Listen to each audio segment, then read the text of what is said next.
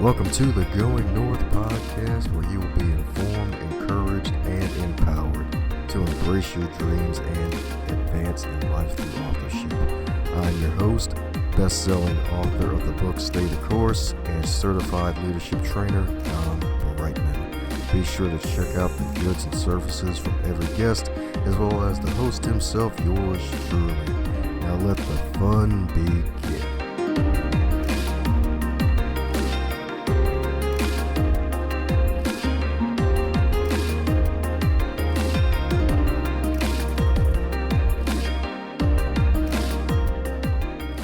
And today on the Highlight Reel Builder for Authors, known as the Going North podcast, we got one heck of a super special, awesome guest for you today because my goodness, the host is all about anime and martial arts as hobbies outside of inspiring the masses and the molasses. But man, oh man, we got one heck of a super special, awesome guest for you today because not only is this man a wonderful best-selling author, he's also a swordsmanship practitioner, y'all. That's right.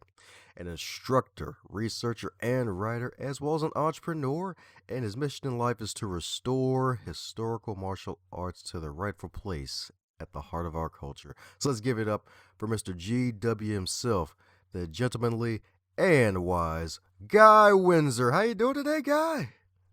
Hi, Dom, it's nice to meet you. That's a very, I don't know, you're setting the bar pretty high. Let's see if I can jump it.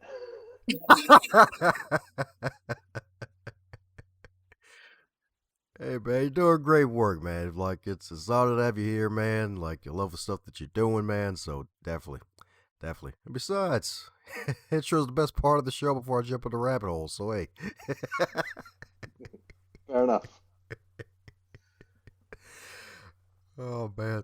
As you know, with all introductions, they're not allowed to be 18 and a half days long. So mind filling in any cavities I may have missed about you?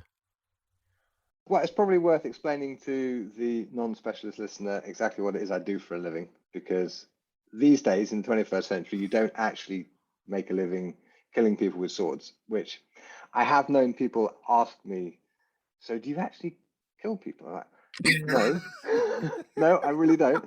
But I have been asked the question, so let me just clarify what it is I actually do. Many moons ago, when swords were used in earnest, so for example, in the Middle Ages, in the Renaissance, and up until about the early 1800s, people were fighting with swords, dueling, and so on. And some people, instructors usually, wrote books about how to actually do it properly in the style that they preferred. And so I find books like that, translate them into English if necessary, and figure out what it is they're trying to represent and figure out the systems that they are representing. Then how do we take that sort of series of techniques shown in the book and make it into something you can actually train and practice without killing anyone, because it's very important not to kill anyone. And then people who want to learn how to sword fight in a historical fashion come to me, and I either teach them live, not so much since the pandemic started, but before that, that was most of what I did. But I also write books about it and have online courses and stuff, so you don't actually have to fly me out to wherever it is, or you don't have to live sort of around the corner from me. You can read the books, do the online courses, and get the sort of the training in how to do sword fighting the way it used to be done. So that's the critical thing. That's what I do. Hence, sword fighter. I don't actually fight people very often. Keywords very often, that's right. They've been silenced, so they can't tell the truth.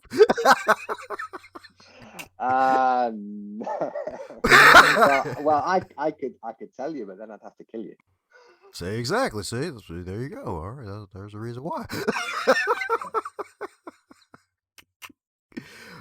Oh man, but that's freaking interesting. It's kind of interesting. Folks like, so do you get paid by killing people? Like, dude, it's the freaking 21st century. Come on, yeah, get with it. But okay, to be fair, the first person who asked me that question was 5 years old at the time, so okay. That's a reasonable. That's what do sword fighters do? Well, obviously they kill people with swords. That's what sword fighting is all about. But no, I teach people. It's a bit like going to a karate class or a judo class or something like that. It's a practical practice of a living martial art. But the arts I teach happen to be based on my research into these historical systems. That's what I'm talking about, indeed. And what got you into really not only the sword fighting, but also just like the love of martial arts in general? Was that from you growing up as a kid? Like, where did that come from?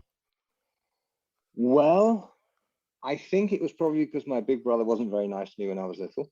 And I came across this idea. It's actually in one of the Asterix books where he does the Olympic Games. And I must have been about 5 or 6 years old when I read this. And first, Obelix goes and there's this little judo guy, and they have to beat him to kind of get on to the next event. And so Obelix, enormous, Obelix, very strong, goes, and this judo guy just throws him about the place and ties him in knots and easily beats him. But then, which that was like, oh, that's so cool. Like, do you mean little people can beat up big people? Awesome, right? Then Asterix, because he was clever, got the judo teacher to give him a lesson. They're like, oh, that was amazing. Look what you did to my friend. How did you do that?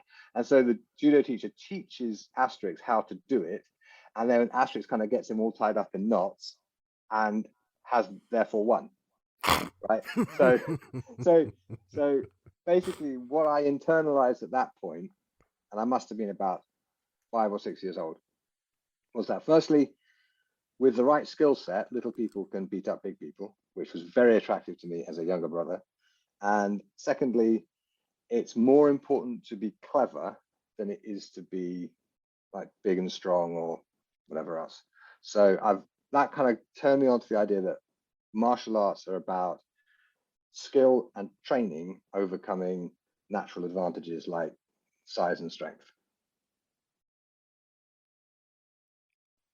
Hey, freaking good, man, because it's so darn true. Heck, even I'm pretty sure you're familiar with the whole no sword way in the classic Bruce Lee book. I think it was The Warrior Within, where where it was the two. I believe it was one guy in like a pirate ship, and another guy like challenged to a fight or whatever. And then he's like, "Hey, let's fight on that island over there." And then once the other guy got on the island, the other guy jumped back on his boat real fast and sailed away and left him on the island stranded. Yeah, you see, that's it. That's it. The absolute best way to win a fight is to trick the opponent into going somewhere else. Absolutely. Although, a lot of what I do is because sword fights with your friends, so blunt swords and equipment and what have you, so you don't kill each other. It is the best fun.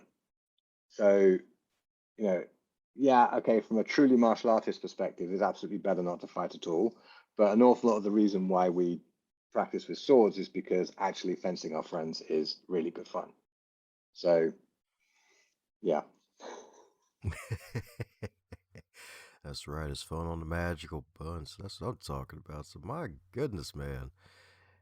Because my man's been doing that since Aiden, been doing it for over 30 freaking years, man. So is there going to be like a big celebration when you get to like 35 or 40 years when you're into this even deeper? Well, I started doing this for a living in 2001, and we had a party in March 2021 for the 20th anniversary of my doing it for a living. So the founding of my school, and that was obviously with the pandemic and what have you. That was all done over Zoom, but it was really cool. By the end of it, we were all completely blasted, and several of Nice. several of my students had like gone and got their swords, so they were sitting there, you know, on a Zoom call and just kind of holding a sword like it was a baby. I was not expecting that, but it's true. But what it sort of speaks to is that for for some people, swords are a fundamentally important part of who they are, and they connect to it and resonate with it in a way that it you can't rationalize it. It's not they do it for this reason. It's no, you don't need a reason, right? It's just swords are cool. And for people who feel that way, which is a small but significant proportion of the human population, maybe 1 in 10 people maximum, probably 1 in 100.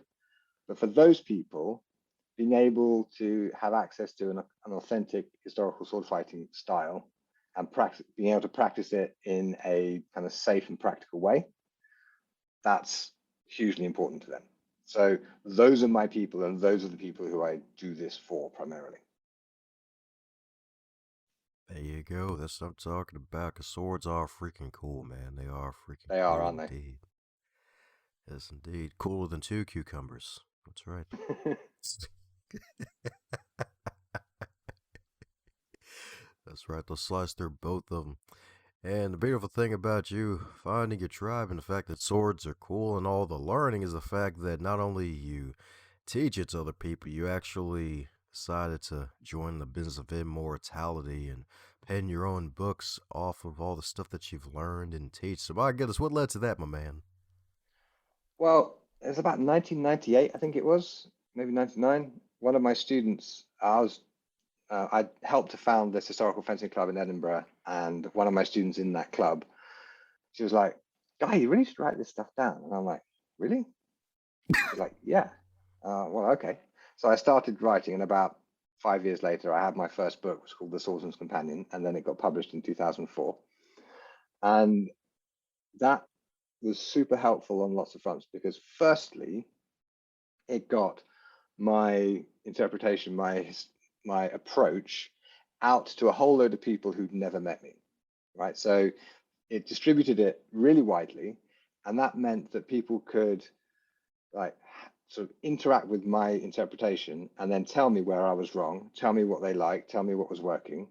And students who had read the book started visiting me where I was living in Finland at the time. They'd come and train in my school so I could see what okay, they learned this drill from the book. Here they are doing it in person, and I can see where, oh, I could have written that a little differently and emphasized this a little differently, and then they would be doing it better. Okay, so I sort of realized that it's very useful for the research side of things to publish the research really widely so that people can interact with it, and you can get all sorts of feedback on it. It's also useful, simply useful for the students. There are an awful lot of people who are living in a place without a historical fencing instructor, and there are a lot more of them now than there used to be. But like 20 years ago, there was, I knew at the time of I think 3 other professional teachers worldwide. So it's not a very large group of professionals. So having the book meant the difference for many people between being able to practice and not being able to practice because they didn't have a starting point. So it gave them that starting point. Almost like gave them permission just to pick up a sword and have a go. And then I realized when my first book was off to the publisher, and the problem I was working on at that point was I was researching a very particular rapier fencing style, recorded in a book called Grand Simulacro, published in 1610 by a guy called Rodolfo Capoferro. And that style, I was working with the text and working with the pictures and figuring it all out. And I realized that if I wrote a book explaining it to some imaginary student, that would help me organize my own thoughts. So these days, one of the things I do when I want to learn anything is I start writing a book about it. Because in the process of writing the book, you learn the thing you're trying to learn, and it forces you to organize things, and you can see it on the page, and you can see gaps where, actually, hang on, how do these 2 pieces connect? I'm missing something here, and you can go and find that missing piece and put it in. And it's just a really useful way of, for people who are wired like me anyway, it's a really useful way of taking this kind of 3-dimensional understanding of a system that you have when you can do it and organizing it in a sort of linear form like a book so that you can actually understand it. Yeah, because the rational understanding of the thing and the ability to do it are actually separate. Plenty of people can do it without actually understanding it. I mean, how many people actually understand walking and how it works? Practically nobody, right? But we all do it, right? Yeah. But if you want to be able to get better at a thing, you need to be able to understand it in an intellectual kind of rational way.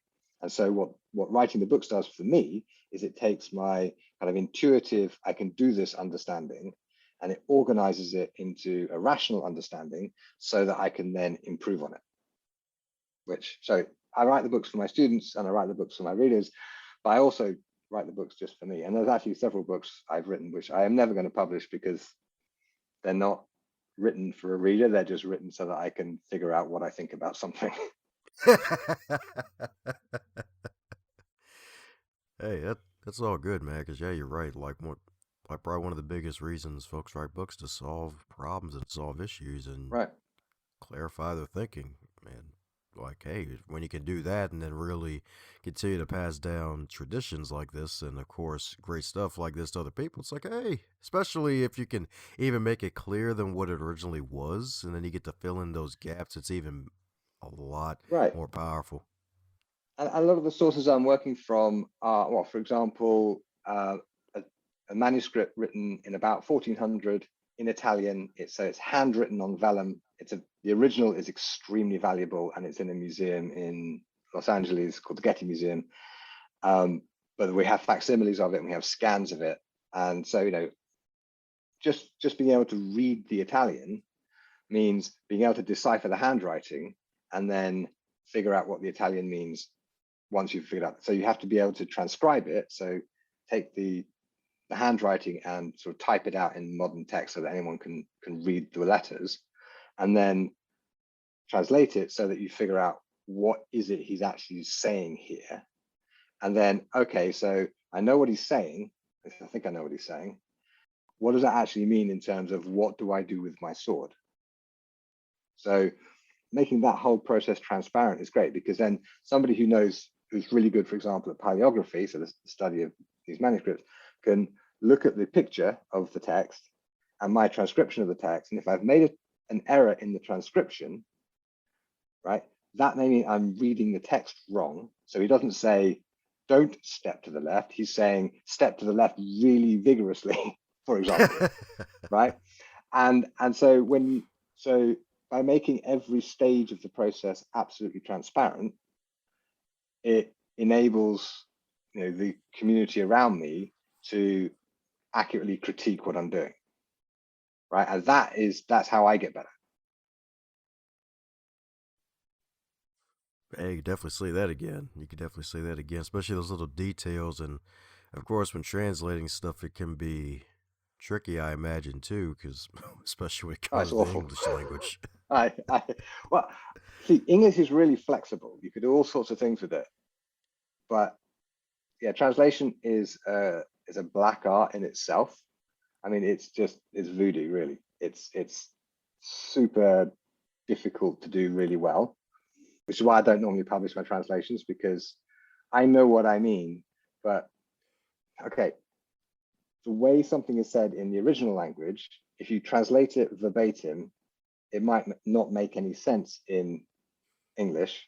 And if you then interpret it into a more understandable English phrase, you're introducing a potential layer of misunderstanding or error, and so basically every translation is an interpretation.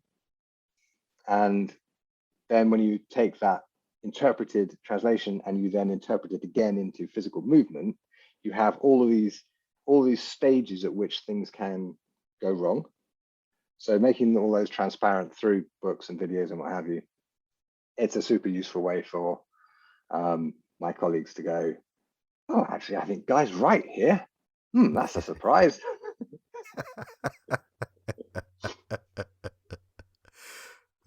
Like I said, it's basically voodoo. It's like a black art because it's like, kind of freaking true. It's like, oh. Translation is super hard. Anyone who can translate well, if the translation reads like a good book, it's probably not a very accurate translation. It's not a very strict translation, right?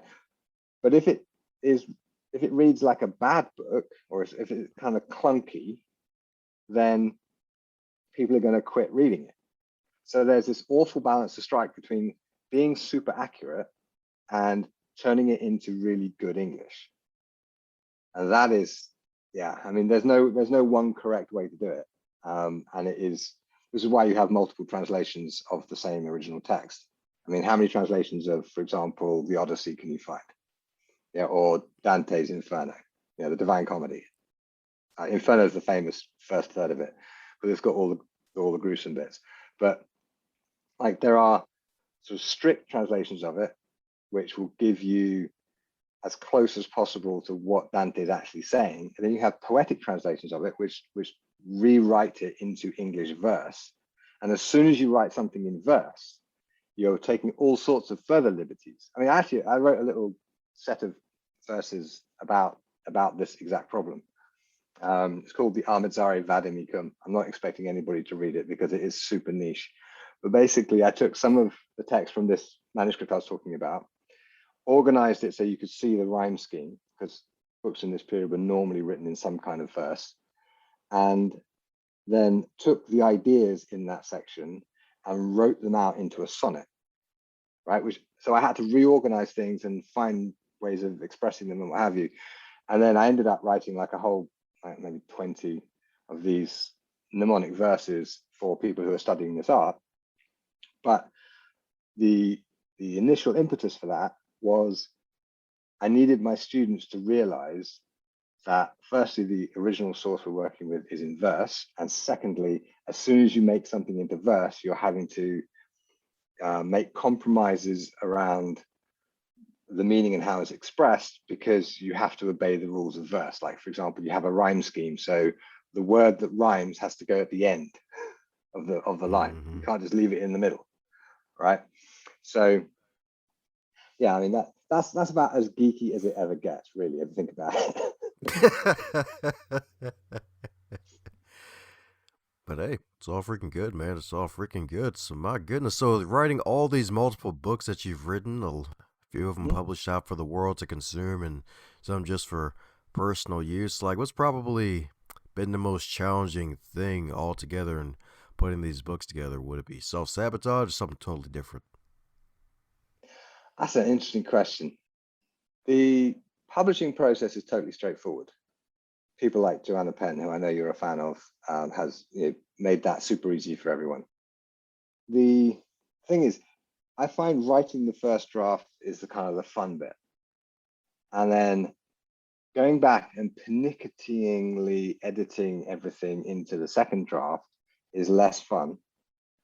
And then organizing it into something that is fit to be published, so editing it and proofreading it and getting all, I find the final stages just horrible, because what always happens, inevitably, always, the moment you actually click the last mouth click or whatever it is that makes the whole thing finally published and off it goes, within a millisecond, you will spot a typo. Mm-hmm. Or you will remember something you should have put in the book or whatever. Okay. And it's brutal. But I have a sort of mental hack for it, which is, okay, when I'm producing a book, I call it the first draft, but it's actually like the third, gets sent out to beta readers, okay, who are people who are going to be interested in this specific book. Okay, so for example, if it's a book on how to fence a rapier, how to fence with rapiers, I will send it out to my rapier fencing students or some subsection of them. So it's super specific. So I know that the people who are test reading it are the target audience. Okay, and everything they tell me, I believe. So if they say, "Oh, I didn't understand this bit," okay, I need to go and fix that bit. Or I really like this bit, I definitely keep that in. And if somebody says they really hate that bit, if somebody else says they love it, I keep it. But if everyone else hates it too, then I might even get rid of it. Okay. And so I know by the end of that stage that I have a book that will work for my target readers. Okay. And so then when it gets published, I know that the target audience will be happy with it. And that target audience may just be like, I don't know, 10 people or 50 people, right? It's a small group, but it's a very qualified group.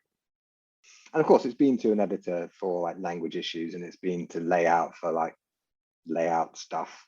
I tend to farm these sorts of things out, or rather, I hire in experts for the stuff I'm not good at. So then when it actually gets published, I'm thinking of that as the sort of final stage of the editing process, because inevitably, eventually, there will be some feedback from people who are probably slightly outside my target audience, like, oh, I wish you'd said something about this, or I didn't understand that bit, or could you explain this thing? Okay, or even sometimes there's a mistake on line 22 of page 149. I mean, people do that. And so by treating the actual the first sort of publication of the book as publishing the first edition, that's the trick. I'm publishing the first edition, which creates the expectation of a corrected second edition, which means it's not expected to be perfect. It's just expected to be really good and professionally produced, but it's a human endeavor. There will be things that could be improved. And by sending it out to the wider readership, I find out what those things are so I can produce the second edition. And so far, I've produced 3 second editions out of my, I don't know, 10, 11 books. So it's a slow process. And usually the things that come in to be corrected are so small, I can just make a correction in the files and then reissue it. And it doesn't actually require a second edition. It just requires a typo being fixed or a line space added in, or I don't know, a link is broken, so I fix the link. So that kind of gets me, but thinking of it as this is the first edition, there's probably going to be a second, gets me past that. I can't publish this because it's not perfect. Hey, Does that a answer your solid. question? Yes, yes, it's definitely a solid one indeed, because that's a great reminder for folks that hey, like there's a lot of books on the market that are in their second, third, some of them, long Right. time books, or 14th edition. So Yeah, absolutely. And what I'm doing is research based. So obviously the research will change. And so, you know, what I was thinking 10 years ago is not likely to be exactly the same as what I'm thinking now. So, and that any reasonable person will expect that. And also any reasonable person will expect me to make mistakes because I'm a human being like everyone else. So I'm not too fussed about making it like absolutely bulletproof against all possible criticism, because some people will hate the book just because I wrote it and some people just don't like me. And fair enough, they probably have good reason. But you know, I mean, I've one of my students who, you know, he's bought all my books, he's read all my books, he loves my stuff, da, da, da. He was on, I think it was Amazon, and he came across a review. Somebody had put a 1-star review on one of my books, was basically saying, Guy Windsor is a horrible person, I don't like him, so this book is rubbish. Right? It's like, well, okay, that's somebody who, it doesn't matter how perfect I make the book, for damn sure he never even read it. Because why would he buy a book written by someone who he clearly dislikes, right? And you know, whenever you publish anything, there's if you have a wide enough audience, if enough people see it, you're eventually going to find somebody who really doesn't like it and somebody who really doesn't like you. So I just try. I don't read my reviews for that reason. Because you know, finding a review like that, if I'd stumbled across that, that would have messed up my day really, because it's like it just feels horrible. But then, you know, if that's like one review and you've got a 4.8 star average or something, and you know, read 10 5-star reviews after every 1-star review, and you'll be all right. Yeah, you can definitely say that again. And usually that's a sign that you made it when you got a random hater like that who just gives you a 1-star review for no reason. Right. Yeah, I mean, my view is if you stick your head over the parapet, somebody will take a shot at it. No, that's fine. Yeah. It's par for the course. Yep. Especially now since Amazon, they list the review whether it was a verified purchase or not too, which is even a plus. So it's like if they're not a Yeah. verified purchase, making that review is like, ha ha, gotcha. Although, yeah, speaking of 1-star reviews, there was one guy who gave me, I think it was a 2-star review or something, because he bought book 3 in a 3-book series.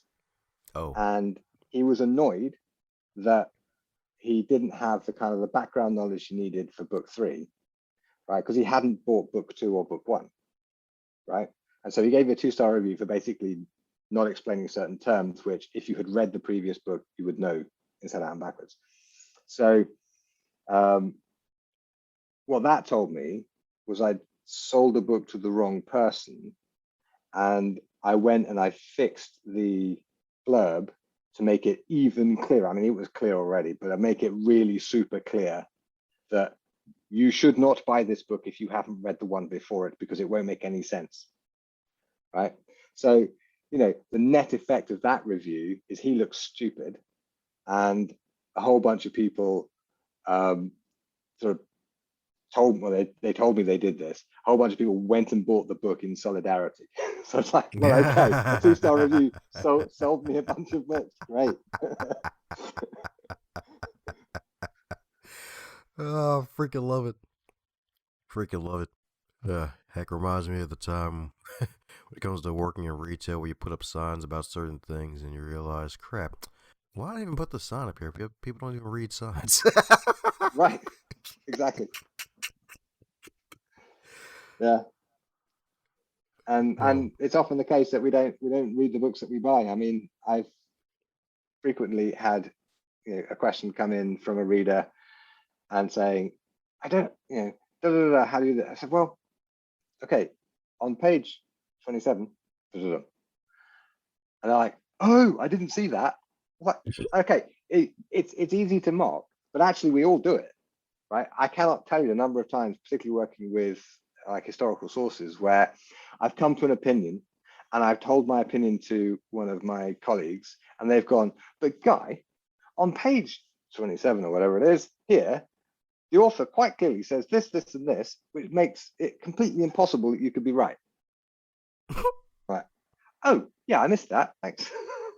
It's normal because a book is a huge amount of information, and you can't keep all of it in your head at once until you have studied it inside out and backwards over many years. I mean, it's just not how.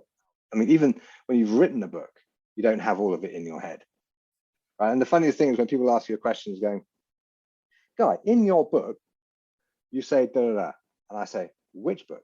And they're like, oh, this book. And then I'm like, okay, let me find. And they're like, don't you know what's in your own book? I'm like, no, I wrote it like 5 years ago, and since I published it, I've stopped thinking about it. And if you'd asked me 5 years ago, I'd know what was in it, but I don't remember it now. That's why I wrote it down. I don't have to remember it. I can just pull it off the shelf and have a look.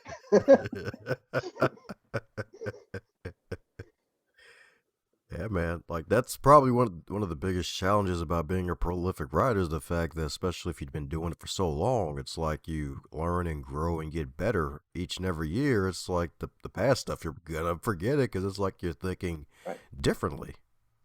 Yeah, and to the point that, for example, my first book is called The Swordsman's Companion, and it is about how to train with a medieval longsword. And I wrote, so that was published in 2004, and I think in 2012 or 2013, I published basically a replacement for that book, because my research had gone so far, and I've been learning so much over the previous decade that I was going to do a second edition, but I just wrote an entirely different book. And so I did produce a second edition of the Swordsman's Companion, but I put a note in it at the beginning saying, if you're looking for an up-to-date interpretation of Fiore's, this is the author of that medieval manuscript I keep talking about, if you're looking for an up-to-date interpretation of Fiore's longsword stuff and a training manual, then go to this link on my website and you can get a free PDF of the new book. So if somebody buys the old one, the first half of it, which is all sort of theory and, you know, how should we go about doing this, that's all still good. The second half, which is all the technical longsword stuff, is massively out of date. It's like a computer programming book from 30 years ago. Not necessarily not useful, right? But I don't want people who go and buy the Swordsman's Companion to then go, but I wanted a sort of up-to-date interpretation. Well, okay, they can have that. They just go to my website and download a free PDF of that book, and so they can get what they were after.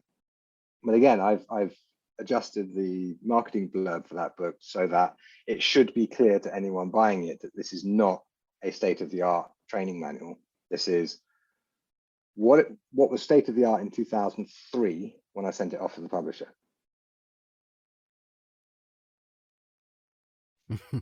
So Yeah. Yeah. And the beautiful thing about it is it doesn't stop there. Even embraced your creative edge side and created a deck of cards, and I believe you got some online courses too to boot. oh yeah, absolutely. Yeah, the card game was kind of funny. It basically it grew out of an idea of having flashcards, because most of the arts I teach come from Italy. Most of the terminology for it is in Italian. Like if you did judo, you'd learn the names of the throws in Japanese. We teach the names of the techniques and things in Italian, right? As one would expect. And students have a lot of trouble remembering the terminology. And so we thought, having a mnemonic card game for that would be great. It was originally going to be just the names of stuff printed on ordinary playing cards. And then we kind of got a bit more ambitious and ended up producing a card game which allows you to take on the character of a historical figure and play the game in such a way that if you play the game legally, in other words, according to the rules that are published for the game, then every possible game can be reproduced sword in hand without any logic problems. Okay, so it actually works sword in hand. We've actually tested this. We tested it over and over again. So it started out as just a help people learn the terminology thing, but then it turned into actually a game that it has a very small but very devoted following. Because again, it's basically it's peak nerd, isn't it? I mean, it's a card game, and it's based on a medieval sword fighting system. And if you know how to play the game, you can show up to a beginner's course and you'll have a pretty good idea of what all the terms are and what they mean and what counters what. So you'll have a basic sort of theory of fencing in that period in place in your head before you even pick up a sword. So yeah, that was kind of cool. And yeah, in the online courses, it was a similar sort of process. There's a whole load of people who learn better from video than from books. And, they were struggling with the books and wanted video. And so I started producing online courses in 2016. And some people prefer books, some people prefer video. People should have the instruction in whatever format works best for them. And so, like, a couple of my online courses are really just a book that I've written, translated into a different medium, so from page to video. But I'm actually coming up now with, I invented a new sort of martial arts training book format, which has the instruction written down and pictures as necessary, but a QR code or an easy to type link that goes to a video clip of the action. Okay, so if A stabs you in the face, B parries and strikes, and you want to know what that looks like, you can get a video of it just by pointing your phone at the page. Okay, so what that does is it sort of combines the best things about video, which is capturing movement, and the best things about books, which is capturing the kind of linear, rational structure of a system. Okay, and it puts them both together in one package. I'm really pleased with it, honestly, but they are not selling at all. I don't think the market is ready for them yet. Well, that's fine. You got to try these things, right? Yeah, because, like, dude, like, as soon as you were, like, describing the whole new training thing, I'm like, he's probably going to mention a QR code in there somewhere. And I'm like, yes, he mentioned it, because that's freaking sweet. Because I think I've maybe seen 2 other books do that. I think it was, like, Grant Cardone's Sell or Be Sold that took a sales training to a different video. Than another one, I think was Uncopyable or something. But, like, martial arts training, it's perfect for that because Right. It's right there. You need to see the movement, right? And it's so much easier to reproduce the movement when you've seen it. It's like, okay, a really experienced musician can look at sheet music and hear the music in their head, right? But that takes a lot of training. Okay. But anyone, even small children, if they hear a tune, they can sing it back to you. Yeah. Mm-hmm. And children learn to walk by watching other people walk. Most human actions are learned by copying other people doing the action. So having the video there makes it so much easier for people to get the actions right. But having just the video there, it doesn't give them the structure. Okay, because the thing about videos and online courses, which are basically just a list of videos, is okay, some people will start at the first one and watch all of it, and then go to the next one and watch all of it, and and practice the things in order and do everything exactly the way you're sort of supposed to do it. But that's maybe 1 in 100. Most people want to skip to the interesting bits, and they're trained by Mm-hmm. YouTube to watch for 10 seconds and then skip to the next one. And it's just, and then it's okay. It doesn't mean the courses aren't useful. It just means that most people are not conditioned to be able to use the videos the way that they are sort of designed to be used. And the only way you can really do an online course, right? You present this list of videos, and okay, some people like to kind of drip them out, so you have to like watch the first one before you're allowed to watch the second one. I don't like doing that because it kind of comes across as sort of patronizing. And and some people who take my courses have been professional instructors for 20 years, right? They don't need it dripped to them. And some people have never touched a sword before, and they would probably maybe benefit from it being dripped, but they're a reasonable adult. I'm trusting them with a sword. I should trust them with a video.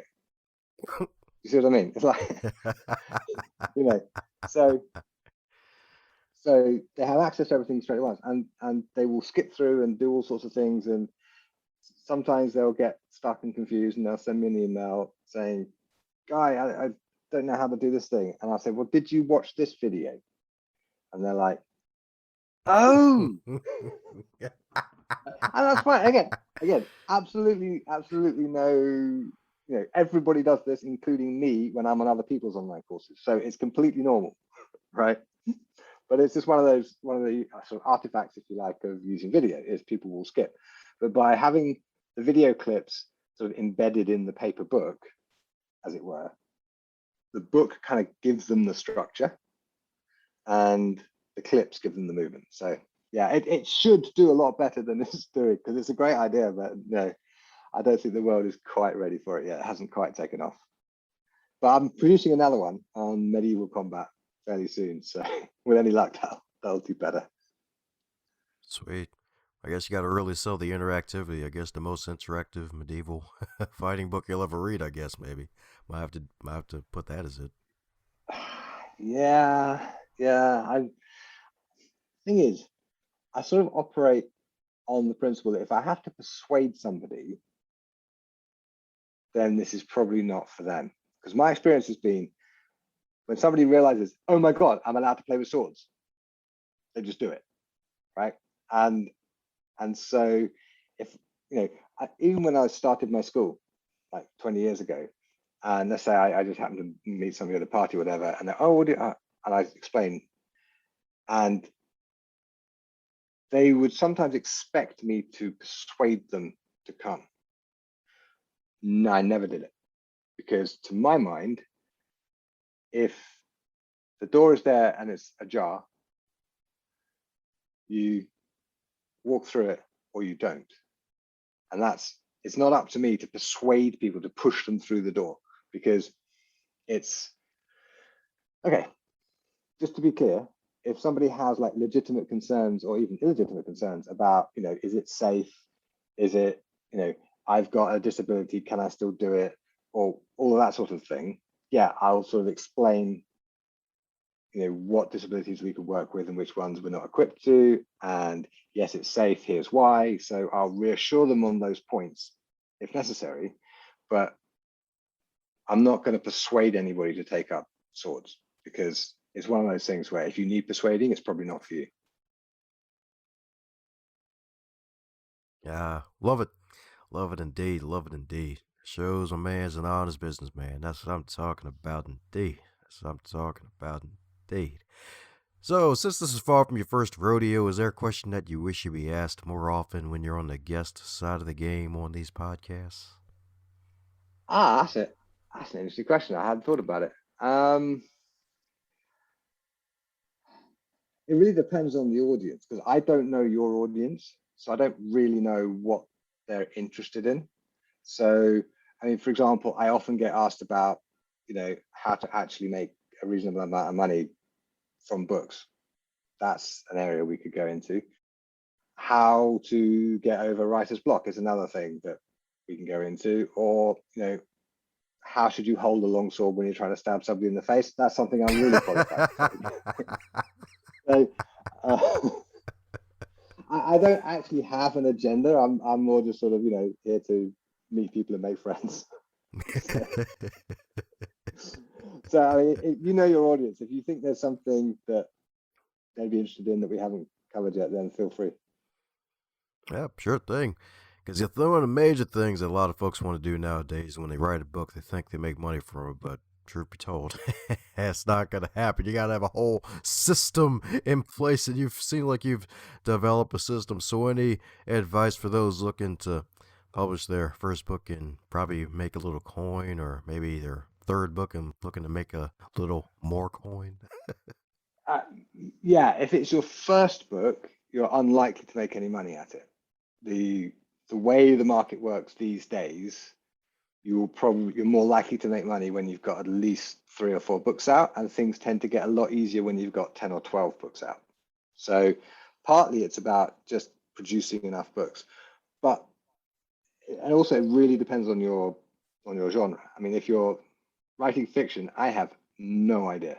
My guess is that people like Joanna Penn, she writes fiction, she's very good at it, and she's very good at making money at it. So her basic approach and that of other sort of Nick Stevenson and David Cochran and all that lot, what they tend to do is they produce one book that's free everywhere, which includes a link to maybe part 2 of the series if you go to their website and sign up to their mailing list. And then from there, from inside book 2, there's links to go and buy books 3, 4, 5, 6, 7. Okay, that is a totally working and workable strategy. I've used it myself for my nonfiction stuff. There's always at least one book going for free on my website. For instance, if you sign up on my mailing list, you get this book for free. And occasionally I change which book that is, but it's just a standard way of getting people to try your stuff.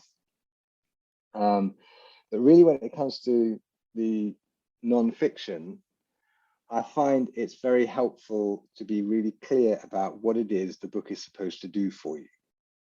So a lot of narrative nonfiction is basically telling you a story that happens to be true. Self-help books are telling you a story about how you can improve your situation, which may or may not be true. My training manuals are basically telling you a story of how you can go from I don't know how to fight with a sword to I do know how to fight with a sword in this specific style. So there's always some kind of story there. If people have a reason to believe the story, and of course you should only do this in good faith, right? If people have a reason to believe the story, then they're more likely to buy the book. And I've trained thousands of people over a couple of decades in historical fencing, and I have a reputation in my field. So for me, selling a sword fighting book is easy, right? Super easy. Selling a book that's not about sword fighting, much, much harder, right? So like my latest book is called The Windsor Method, The Principles of Solo Training. It starts, I am a swordsman, but this is not a sword fighting book. And that first sentence has basically killed all the sales. Because I'm not worried. I mean, the people who've read it really like it. It's basically about how you can train yourself. So, for example, when the pandemic struck, most of my sword people were stuck at home and they couldn't go out to train in their clubs, and they didn't really know how to train alone. And coincidentally, in 2019, I had recognized this is a general problem with historical sword people. All serious practitioners of any martial art or any sport or music or whatever else have solo training time. and they do an awful lot of their improvement in that time. But most historical sword people don't know how to practice alone. And so I created an online course for it in 2019, which just by absolute luck and coincidence, when lockdown hit in like March 2020, there I was sitting with this course that was suddenly much more attractive than it was the previous year. So I did okay on launch, but I dropped the price down from, I think, $500 to $20 when lockdown hit, because obviously, my people need this, and I'm not going to profiteer off them. That's just bad behavior. And like 1,000 people took the course. Right? It was like, oh, holy shit! People need to know how to train alone, right?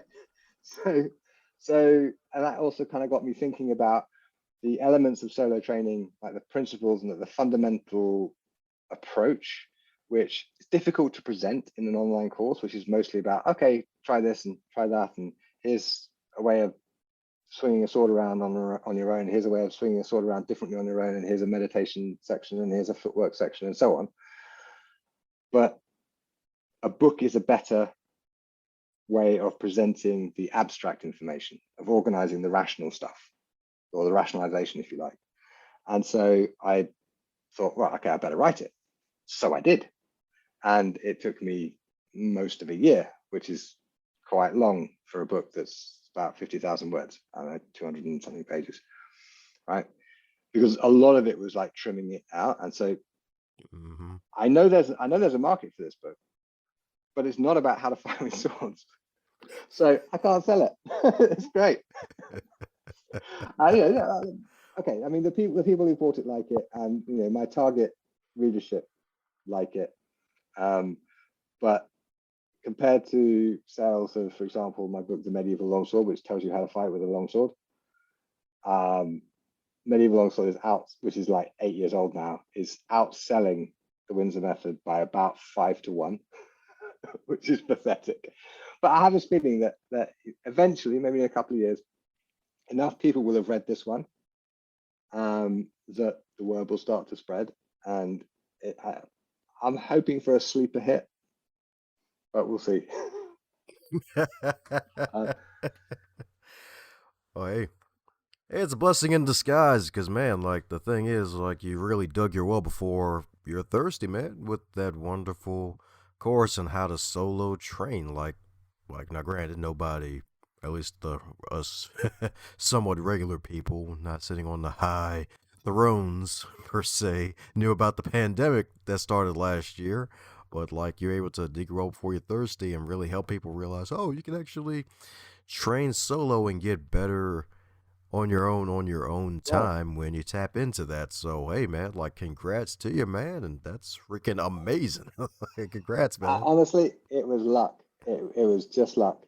It's like I wanted to produce an online course. I thought I need to do solo training, and it just then suddenly, I think from my perspective, solo training has always been vital. So maybe 90% of my training over the last 30 years or so has been done on my own, because that's just how you get better faster, because it's, ask any musician. And a musician who plays in the orchestra, obviously they have to show up to rehearsal, and that time is vital and it cannot be replaced by something else. But if they don't do the solo practice, they're never going to be good enough to get into the orchestra in the first place, and they're not going to stay good enough to remain in the orchestra if they quit their solo training. So it's the same with swords. But I have this sort of vision of the modern sword person as they're not coming at it for a practical life skill. I mean, they really don't need to be able to fight with a sword. So they're coming at it because it is an expression of who they are on the inside. So really, they're in it for mental health more than anything else. And so, one of the things I talk about a lot in the Windsor Method book is mental health. Because if you're not in the right headspace, you are not going to have the spoons, if you like, to get out of bed and do push-ups, right? So all of the kind of the physical, practical stuff, strength training and flexibility training and striking training and all that sort of stuff, that's only going to happen if you are sufficiently mentally in the right space that you can at least get started.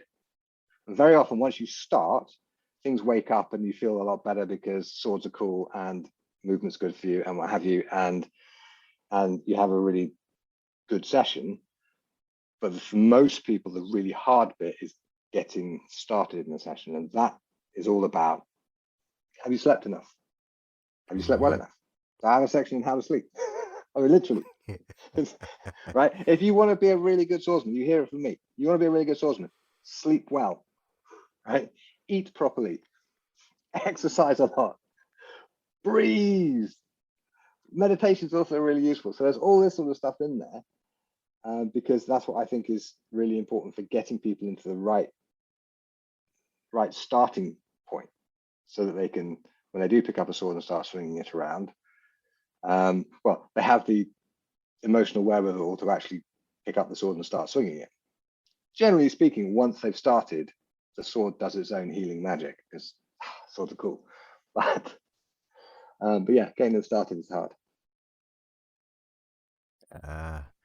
That's what I'm talking about, indeed. Definitely can be hard indeed. So you mentioned eat properly, and a fun question I usually like to ask guests now to help even push their books even more. So your particular book, The Windsor Method, Principles of Solo Training, since it's mind and body food, since it's all about solo training, if it was a food item, what would it be and why? That's a hard question. It wouldn't be a single food item. What it would be, because the fundamental message of the book is what works for you is probably different to what works for most other people, right? People are unique. Okay, so I mean, just to give a food example, if we took continuous blood glucose measurements and you ate a tub of ice cream and I ate the same tub of ice cream, and we were both very happy eating our ice cream, one of us may have a terrible blood sugar spike and the other one doesn't. But if we were eating croissants with orange marmalade, it might be the other way around. And some foods will spike both of us, some other foods won't spike either of us, but there are an awful lot of sort of physiological responses to your environment, so food and other things, that are specific to you, or not entirely predictable. Okay, so the message of the book, what I wrote the book to teach people to be able to do, is to figure out what works for you and then do that. Okay, so if my book was a food substance, it would be that thing you actually like once you start eating it, but you put off eating it because either it's a bit too tricky to prepare, or it's sort of in your head, it's in the healthy food section, not the fun food section. Everyone has something like that, right? Well, that's what it would be. There you go. There you go. Yes, indeed. But love to answer these questions, man. Been loving these. Answer that one in particular, because folks get to think it's like, oh, sweet. Like, all right, let's metaphorically eat this book here. Get in my brain. Let it soak on in. In medieval times, you were supposed to eat the book metaphorically. I mean, that was the expression. Like when you not just read it, but you've absorbed it and you have made it part of your way of being. So yeah, eat the book. Why not? Yes, sir, indeed. Well, we're coming down to the magical question that every guest gets to receive, and that is, if you're to wake up tomorrow and you're 25 again, but this time in the current year with all of your knowledge and experience, what advice would you give to yourself? Oh, Lordy. 25 was a difficult year.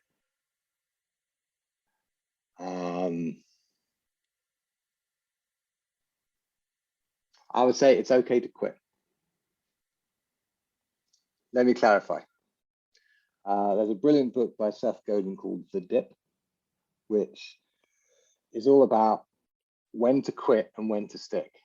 Some things, you start out doing something and it's great to start with, and then there's this dip and it's just miserable for a while. And then if you just stick with it, you'll climb out of the dip and go on to great things. Okay. Other times it's not going to get better. So or the dip is going to be so long and so bad that the payoff at the end isn't worth it. So I had this sort of completist thing going, like once I've made a decision, I have to stick with it, and once I'm in a particular profession or whatever, I have to stick with it, and so on and so on. And honestly, I would have probably done better by quitting earlier in some areas, and which would have given me the sufficient sort of internal resources to double down on the stuff that was actually working for me. So that's probably the advice I would give myself if I was 25. Hey, that's working solid, man, because it's so darn true. Like sometimes you, especially with folks like this, want to finish something, then it's like, oh, let me finish everything. That might not be a good idea. Okay, but you don't quit because it's hard. Everything worth doing is hard, right? You quit because you look at it and the payoff is not worth the suffering you have to go through to get there. Okay, so for example, every book I've ever written, there was a moment sometime between getting edits back from the editor and it going out into the world where I've just wanted to curl up into a ball and cry and never see that book again and just let it die on my computer and just erase everything and just go away and not do it. Right? Every single book, right? And every single book that's got to that stage, I have got through because it's only a short period of misery. And then there's a book out in the world which will make some people happy. Totally worth doing. And indeed, some of them even make money, even better, right? So, but there are, I mean, let me give you an example. I did my degree towards the end of my English degree, which I was doing at Edinburgh University between 92 and 96. By the final year, I was totally fed up, but I stuck with it because I only had like 9 months left to go. In a 4-year degree, I stuck with it and I got the degree, and that was super useful for other things. Okay, I mean, I wouldn't have got my PhD if I didn't have that degree. So there's that.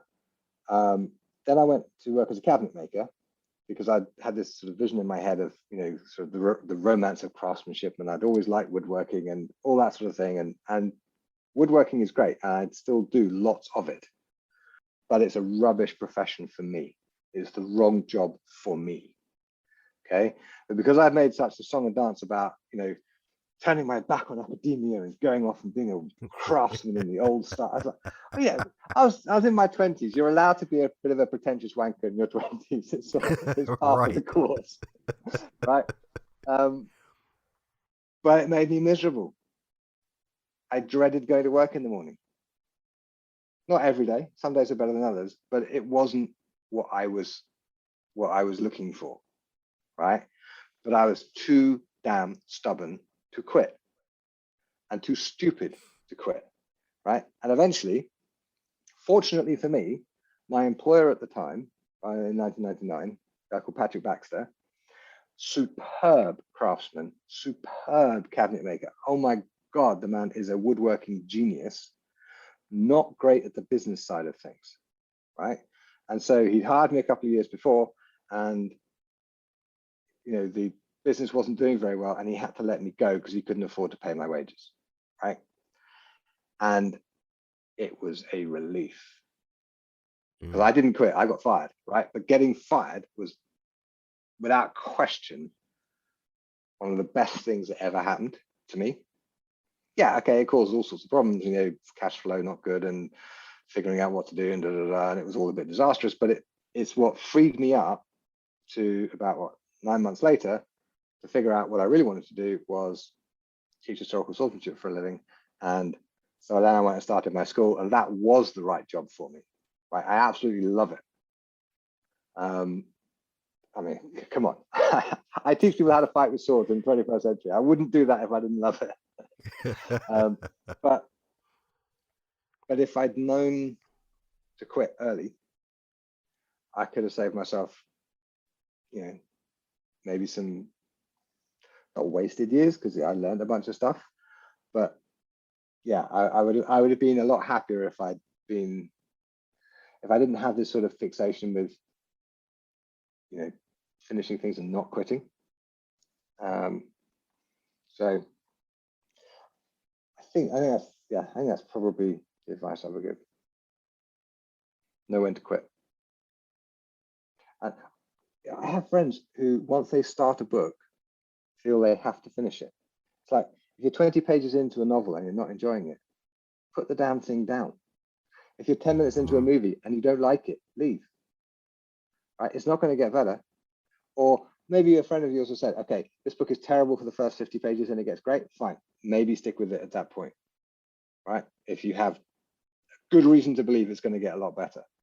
But there's absolutely there's no book police going around making sure everyone finishes their books and taking away your chocolate privileges if you haven't finished the book you're not enjoying. It's like, no. Right? Don't like it? Stop reading it.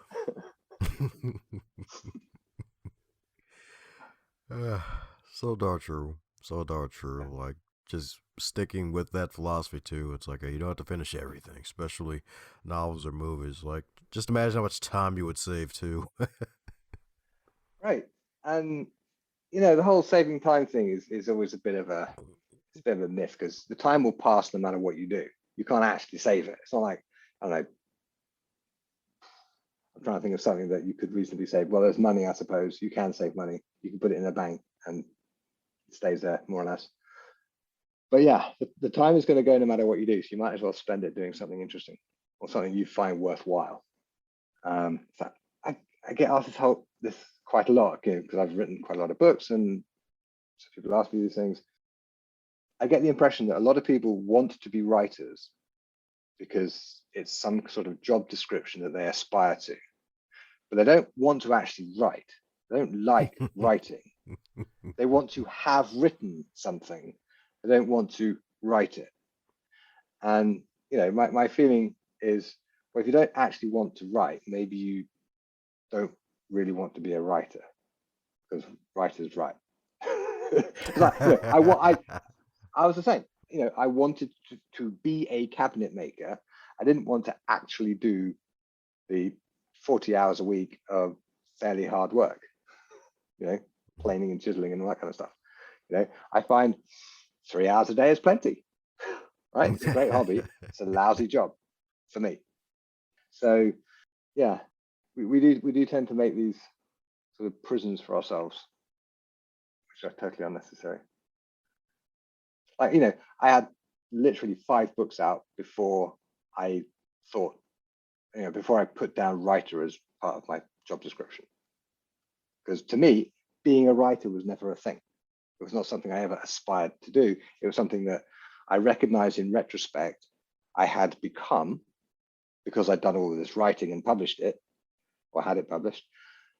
But it wasn't shackled by this expectation of, or this sort of this vision of what it's like to be the writer, So I like writing books. I have no particular interest in being a writer. I'm a swordsman. I hit people with swords. Actually, I get hit quite a lot too. But there we go. Yes, indeed. Yes, indeed. My goodness, my man's a freaking walking wealth of wisdom. That's what I'm talking about, indeed. So, for those who want to tap in more of that wonderful wealth of wisdom you have, especially those who want to jump into medieval sword fighting, or even just want to jump into a little bit more information about the martial arts world from a European perspective, what's the best way for folks to keep in touch with you and keep up with all that you're doing? Well, my website is at guywindsor.net, and I'm rebuilding my company website, which is swordschool.com, but that's not ready yet. So depending on when this goes out, guywindsor.net is probably the place to go. Guywindsor.com also works. Guywindsor.org also works. And I have like a million URLs. I seem to spend half my money on URLs these days. But yeah, or just put Guy Windsor into Google and 2 people will come up. One is me, and there's swords all over the place. And the other one is an actor who lives in Singapore, who is no relation, as far as I'm aware. We've corresponded a little bit over the, sort of amusing coincidence of our names, because apparently we're the only 2 Guy Windsors on the planet. Right? So yeah, just stick my name into Google and it'll come out. Or put the sword guy, and you will find my podcast called The Sword Guy, and that's also on my website, so you can find me that way too. So, Ah, yeah. Well, there you have it, folks. That's right. So much wisdom. We didn't even jump into the fact that there's a podcast called The Sword Guy as well. I forgot to mention that, but I definitely, if snuck you... that in there. I'm glad you did. I'm so glad you did. Conversation got so good it slipped my mind. I was like, oh, there we go. Back to earth. Here we go. Yes, indeed. So there you have it, folks. Be sure to subscribe to that podcast. We'll put a link to that show in the show notes, as well as a link to his sites as well, and buy some copies of his magical book, especially if this is your type of thing, or heck, even just want to be inspired, because my man Guy is a wealth of wisdom, y'all. I'm telling you. That's right. It's like you open up a giant treasure chest the size of Noah's Ark. That won't even cover all the wisdom my man's got right here. So, any parting words before we close up shop, Dr. Guy? I'm not used to people talking to me about me like that. I'm English. We don't take compliments very well. But just if you're listening, I hope some of that was interesting and useful. And yes, feel free to toddle along to my website and have a look at all the sword pictures and books about swords and what have you. And if I could be of any help, particularly to writers, I have a book on my website, which is the one if you sign up to my mailing list, you get this book for free. It's called Sword Fighters for Writers, Game Designers, and Martial Artists, which is basically what I wish most writers and game designers and martial artists knew about how swords actually work. And it has a foreword by none other than the amazing Neil Stevenson. So if you're interested in that sort of thing, toddle along to guywindsor.net and get yourself a copy. How's it going, my friend? I'm glad you made it to the end. That shows that you really enjoyed what you heard and you are an uncommon finisher. Thanks for giving this show a listen. If you really want to help out the show, be sure to subscribe, leave a review, and share this with someone that you care about or someone that needs to hear this message, because we want to spread this podcast around like butter on bread, if that's your type of thing. And if it's not your type of thing, still spread it around anyway, because good stuff needs to be shared with good people like yourself.